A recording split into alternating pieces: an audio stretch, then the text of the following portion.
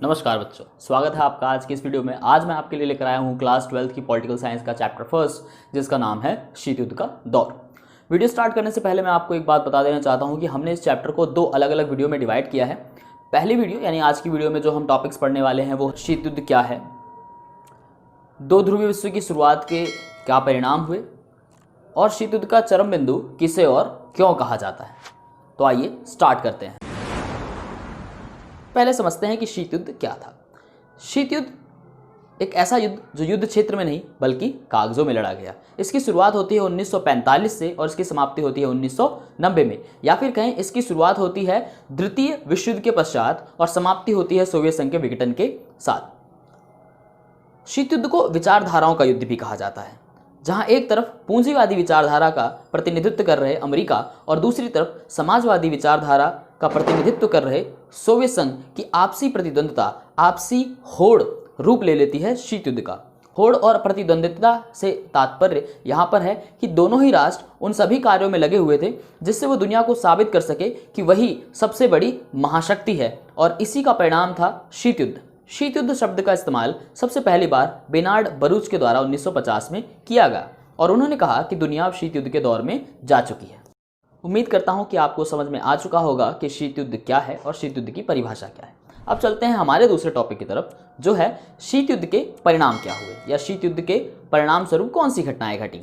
तो सबसे पहले दोनों राष्ट्रों के द्वारा अपने आप को और ज़्यादा मजबूत और शक्तिशाली बनाए जाने के लिए कुछ संधियाँ की गई, जिसमें अमेरिका की तरफ से की जाने वाली प्रमुख संधियाँ हैं नाटो संधि की गई 4 अप्रैल 1949 में, जिसका पूरा नाम था उत्तरी अटलांटिक संधि संगठन।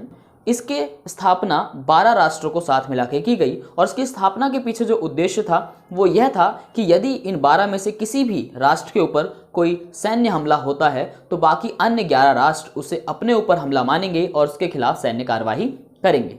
इसी के बाद अमेरिका 2 संधियां और करता है, जिसमें है सीटो, जो कि की जाती है सितंबर 1954 में, जिसका पूरा नाम है दक्षिण पूर्व एशिया संधि संगठन। उसके बाद 1955 में अमेरिका के द्वारा एक और संधि की जाती है जिसका नाम है सेंटो, केंद्रीय संधि संगठन।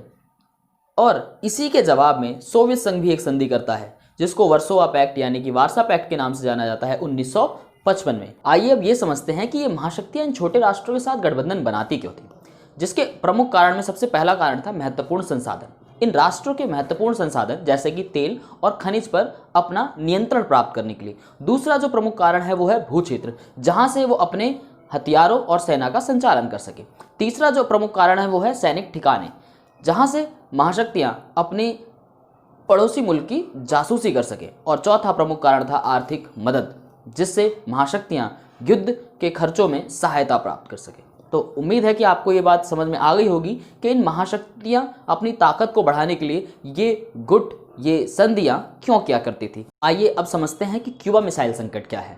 1962 में घटी इस घटना को शीत युद्ध का चरम बिंदु भी कहा जाता है। 1962 में अमेरिका के समुद्री तट से लगा हुआ एक छोटा द्वीपीय देश क्यूबा, उसके नेता फिदेल कास्त्रो और सोवियत संघ के नेता निकिता क्रुश्चेव की आपसी सहमति के बाद सोवियत संघ के द्वारा क्यूबा में मिसाइलें तैनात का काम चालू हो जाता है। यहाँ एक बात समझना बेहद ज़रूरी है कि क्यूबा जो कि एक समाजवादी राष्ट्र था, इसी कारण वो सोवियत खेमे का हिस्सा बन जाता है और क्यूबा आज भी समाजवादी ही राष्ट्र है। जब क्यूबा में मिसाइलें तैनात की जाना का काम चालू होता है, इस बात की खबर अमेरिका को लगे तब तक 3 हफ्तों का समय बीत जाता है। अमेरिका को जैसे इस बात की खबर लगती है, अमेरिका के राष्ट्रपति जॉन एफ कैनेडी अपने जंगी बेड़ों को समुद्र में आगे बढ़ने का आदेश दे देते हैं।